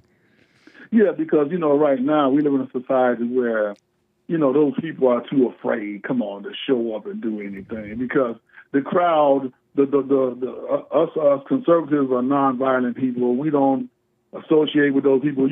Right. We would shut them down. I mean, whites and black, we would Mexican, Hispanic, we would shut them down. These are feds to show up, take the picture. You don't see them around the gathering long. This enough so the liberal media can take a picture, boom, then they're gone. Right, you would think, and you would think someone so brazen and like, well, you know what? That I don't even care if they see me doing a Nazi salute. I don't even care if society sees me as the absolute worst thing you can be in society, a Nazi. But you know what? But my face, no, I'm not going to show that. Right. It seems a little strange to me. Think about it. Like you said, they were posting your picture all over the internet. You know what I'm saying? You couldn't even go to work. I've thought the same thing, man. I'll try and think of for example, I also think, well, let's try and think motivations here, right? What's the agenda? What's getting advanced here? And it's actually detrimental. It's actually a huge detriment to, let's just pretend for a second that they were actual white supremacist Nazis marching. What did they accomplish? It would actually be detrimental to their movement and all that. It's bringing all this. That's true. And the thing about it, though, the liberal media will post their pictures all over. You wouldn't know where they work, where they live. But all of a sudden, they can show up at a conservative rally, and then the liberal media don't post their. They just, they show the picture, but they don't post their names. You know what I'm saying? Like they would do if it was truly a conservative. Yep. Truly a Nazi or a Klansman. They would post your name where you would get fired. This ain't nothing but a fake, because this person just disappears. Nobody says anything about them anymore. Their names and numbers and faces not posted all over the internet, and you don't see them on the liberal news. Man, most of these rallies that you see, they're federal rallies. When you see them destroying property, those are feds, man. Burning down stuff, those are nothing but feds. That's who they are, because they want to rile up and get people scared and intimidated. That's such a mess. It actually does work. It actually does work. All this. I mean, I have to repeat some of this reporting from Revolver and the whole mess with Ray Epps and this or that, Antifa and J6. You know what I'm talking about. Come on. It's so interesting. You don't see Antifa people. If they were conservative, just like they did the January 6th, they had them people in jail. They had their pictures everywhere. They lost their jobs. You can tell that there's nothing but feds. It ain't nothing but a con job, because you don't see none of them Antifa. You don't see Ray Epps didn't go to jail. You can tell it's all set up by the feds. I mean, it's just so evident that that's what's going on. Didn't they eventually charge Ray Epps too with like a nothing, like something like nothing, like? With look, see, he's not a Fed. We charged him with something. Right. No, I don't know. I'm just messing around with Keith here. Very interesting. But can I ask you something, Keith, on this same topic? Mm-hmm. Are you Fed involvement, riling up the public, etc.? Personally, in my personal opinion only, I think quite possible and all that. That in that same vein, though, would you say, Keith, that would you be willing to leave space there too for Trump supporters and the like sincerely being riled up? You know what I mean? Being riled up for whatever reason, whether it was a evil actor. In my opinion, I leave space there because I think some of them were, I think personally speaking, some may have been what you're saying, but I think some of them were sincerely riled up by their own anger and own emotions. And it's funny how those people effectively, to the media's eyes and the public's eyes, and really, they're effectively operatives just like the feds and all that. Well, no, they can't be like the feds, I mean, because the feds and them are totally two different entities. But don't you see how they're both? Don't you see how they're both Manchurian candidates?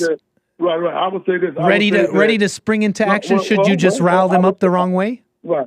I would say this: the feds and they're totally, like I said, different entities. You can't really compare the two. And I would say that the people that came there riled up. Yes, they was riled up because they saw Black Lives Matter and people burn down, our cities across the nation. Okay, so they figured, well, at least I can do is come there and make a little noise. You know what I'm saying? Right. Or I can, and they got carried away. And I think the feds riled them up. I thought they think, well, I could do it. I mean, they was burning. Basically, they said we're not burning down anything. You know what I'm saying? Right. Maybe, we might push a few cops. I mean, I can see Satan saying that. We might break a lamp, but they didn't know. And they thought, which I knew once Joe Biden got there, you can't do none of this because he's going to lock you up and make an example of you. Yeah. Now, see, the difference is they thought they could do like 1/10 of what the BLM and Antifa did. Because I can hear Satan saying that. I can hear Satan saying like, "That's okay." I probably shouldn't smash that. That's okay. The Black Lives Matter went off. They went off all summer.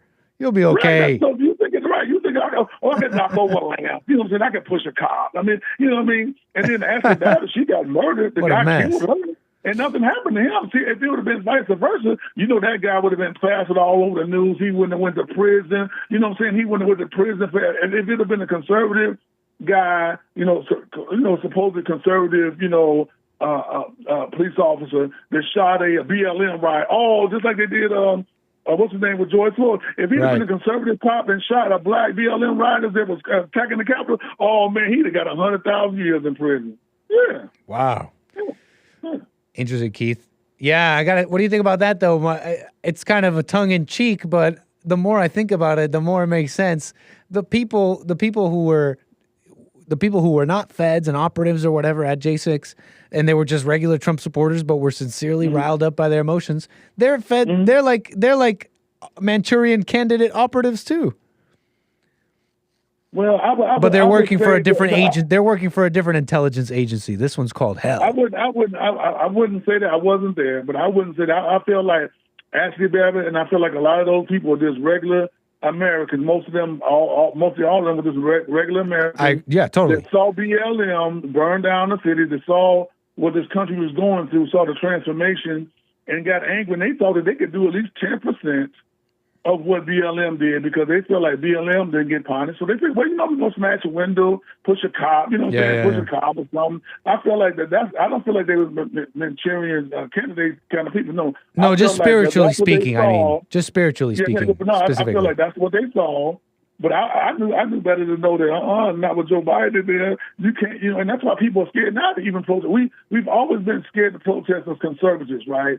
Because they know if Joe Biden is in there, and FBI and CIA ain't nothing but corrupt, you know what I'm saying? Democrats, they've been like that way. The CIA and FBI have always been Democrat run. You know what I'm saying? They're a little secret society, so they kept black people in poverty in the inner cities. They make sure there's no jobs, no education. Them people been running that forever. So you can't come strong against their agenda. You know what I'm saying? We can't protest like that. We can't act. We gotta. I always say we should protest with our money. Like, don't support any entertainment. Don't go to any baseball, basketball, football games. Don't what I'm saying? Don't support these big corporations that are supporting the downfall of America. Well, no, we cannot go out there and act a fool. No, we cannot. No. Keith, man, I appreciate your call big time, man. Hey. All right, thanks. Please, I'll be calling back, Nick. Can you please call me again on something? In fact, call me again about whatever you like. But I would love to talk to you again about the feds here and crime and a number of things here. It would be quite interesting. Call me again, Keith. Oh yeah, definitely, man. Take care. Take care. Yeah, definitely would want to talk to him about that. The intelligence agencies and crime and poverty. Some questions I have about that. Would love to get into it. Call me again. Before I continue calls here, thank you for the super chatters from earlier. I miss you two.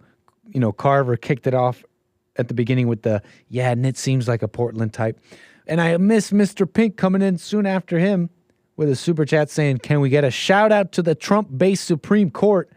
Big, great ruling today, writes Mr. Pink. Trump will remain on the 2024 ballots. You may have heard this on the Jesse Lee Peterson show earlier, but it was news. The Supreme Court sided with Trump, and it was unanimous. We might get into that here if we have enough time. And another super chat here from Carver. Thank you for that one. Says, let's side with Putin now so the show doesn't go down. What do you mean? You don't want me to be a victim of Putin's cyber AI porn army? Thank you, Carver. Always watching out for the show. Much appreciated. Stream finished. Test, am I still live? It's saying stream finished. My stream ended? What's going on?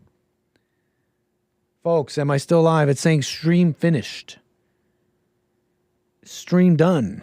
Why YouTube? Is my stream actually done? What's going on here? That's not nice. Let's go SCOTUS. I see people chatting. I see all of you chatting still. Am I live? What a mess. Sounds okay to me. Okay, no problem. I think everything's okay. See, YouTube likes to send these little notices sometimes.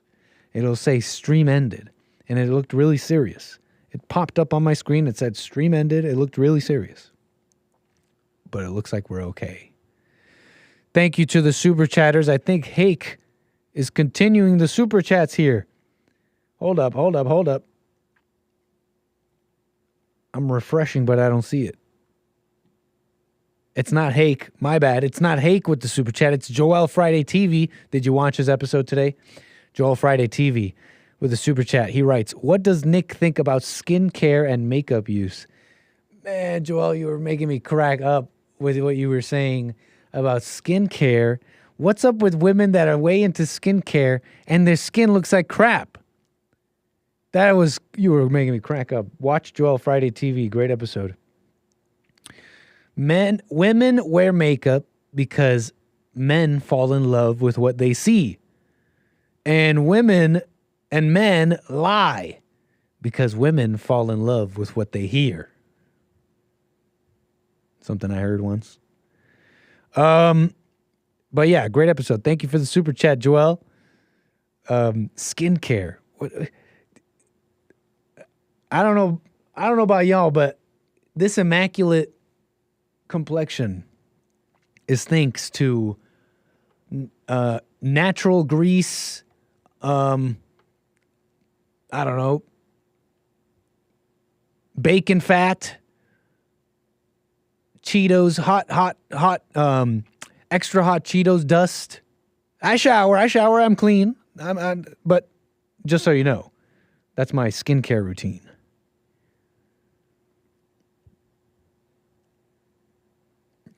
Just so you know. Very funny. Appreciate the super chats, folks. Let me get the calls. Last few calls here as we finish off the show. Last few minutes of the show. Just double checking. Nobody sent any coffee. Whoa, Renesio with a coffee says, shout out to Frank and the chat. And on that note, we in fact have Renesio out of Los Angeles on the air. Thank you for your call, sir. What's up, Nick? Hey. What's up, Renesio? How you been? What's up, man? That was an interesting call earlier, right? Which one? With Frank from your super chat? Yeah, from Frank. Right? Yeah, big time. Yeah. But, it's not that easy. Like, get a job. Of course, Terri was making a lot of sense, but it's not that easy. Well, I mean, Terri just told him to go get a job, right? And I think that's a fine charge, if you will. It was an advice, but go on. You were saying, Renesio, that it's not that easy. Go ahead. I cut you off. Yeah, dude. My apologies. It's that easy to just get a job and all of a sudden move into a new place. Oh, you're saying it's go on? I must have missed what you said. Yeah, sorry, man. Yeah, because I'm kind of going through that right now. Oh, okay. Kind of overwhelming, right? That's the word. Like, it's a bunch of shit you have to take care of. Can you give me an example if it's not too personal or anything? Well, yeah, it's super personal. Yeah, for sure it is. Yeah. Don't worry about that. But I understand. Look, can I respond in a way that might be rude? Because like I'm not trying to say I know everybody's situation here. I think in most cases, when people when I hear someone say getting jobs not that easy or it's difficult, it's usually, and I'm not saying this is you, by the way, but it's because something else is in the way. It's not really getting a job itself isn't the difficult part. They're usually dealing with something else, or there's something in the way. But but getting, and I don't know Frank's situation. We're not here to. Frank heard us. He heard us tell him get a job, and he knows the deal. He knows what's up. But yeah, usually it's not even the getting a job. It's something else in the way. And like with Frank, he said, I think I have a bit of an ego. I don't even want to work at a fast food place. And he doesn't even know that some of these fast food places actually might be a really good opportunity. You know what? Once you're that down, like, you're happy to get a fucking job at a fast food place. Renesio, the sun is still up. Let's leave the cussing. Why are you cussing up in this? Oh. Let's leave the cussing for Fridays. And even then, we'll try and watch our mouths, even if the sun is down. But no problem. Apology accepted. I never. Don't worry about it, Renesio. You were saying? Yeah, I mean, the jobs are out there, dude. I got a freaking good job, and they provide like they have like this platform where like if you need a place to stay, go ahead and apply here and stuff. And I'm seeing some of these. I don't know if it's because of shortage of jobs, people don't want to work. They're starting to offer even better things, medical packages, all sorts of stuff. And then I'm just like, wait, I wish I was working at one of these fast food joints. Not really. I'm fine, really. Man. But I'm remarking on some of these look like really good opportunities, sincerely. Yeah. I mean, the work is out there, dude. Like, you'd be happy to just, like, to get your hands on a fucking... Sorry. Don't worry. Apology accepted. On a paycheck, like, be consistent, But, like, going back to, like, living with your moms and stuff, like, I had to go and bunk with my brother, Mm-hmm. because I decided not to go to my mom's, even though it was available. Mm. Well, right on, man. It's a little bit of ego right there, You're saying what is? That you don't want to go back to a comfortable state because your ego. And the comfortable state is like working a fast food joint? That, and also sleeping at your mom's house. Yeah. Well, if anything, the mom thing is actually comfort, and you wanna and you wanna grow, right? The comfort's keeping you from that. Right. Yeah, that's what I'm saying. Yeah. You don't want that. But it is kind of difficult to like transition, like all of a sudden from 1 month, like you have your own place. Everything is pretty chill. Oh yeah. Then all of a sudden you have to move out. It kind of sucks. Right on, Renesio. Yeah, that's why I wouldn't personally go around like if someone asked me the situation, I'd be like, "This is what's up. This is what I think." If you want to hear, but otherwise, like let's say Frank calls me next week, I'm not gonna get mad or you know what I mean. If he didn't do anything, I might tell him to stop calling me though and go work on your life. Right. Exactly. But I'm just trying to make the point about judging people. But I guess you already know that. You don't need me to tell you that. People, my audience knows that. Yeah. Renesio, anything else you want to talk about before we move the wheels here? No, that's it, dude. I kind of missed like half of the bond on Sunday, but I heard problem. It was good. Hey, wow, that was church and a half. So eventful. But it truly was great service. But we're there every Sunday as we do, man. I never think twice about it. I just think Renesio must just be living his life and doing his thing. I was very busy. And we'll be there when you're not. Appreciate your call, Renesio, as always. Call me again. All right. Peace out. Take care, sir. Folks, that's the show. I think we just did the show. J.Braille NTP coming in strong with this final super chat. No message, but supporting the show. Thank you so much. J.Braille. Always a supporter. Always a pleasure. All right. And that's, I already read this coffee from Renesio. Buymeacoffee.com/anchor, baby. Talk about Nick picking the dirt from under his fingernails live on air. Yeah, what's wrong with me? I'm like listening to Renesio, like, oh, look at that piece of dirt. Let me get it. And like fully on camera, you guys see the whole thing? What the? Thank you, Carver. Appreciate that. What's next? Am I gonna be picking? I'm already scratching my head sometimes on here, looking like I don't know, just a bad look. Like, what am I? An ape? That's enough out of me, though. Catch me tomorrow for more American Anchor, baby. Noon Pacific time. Take care, y'all. I'll see y'all tomorrow. Peace.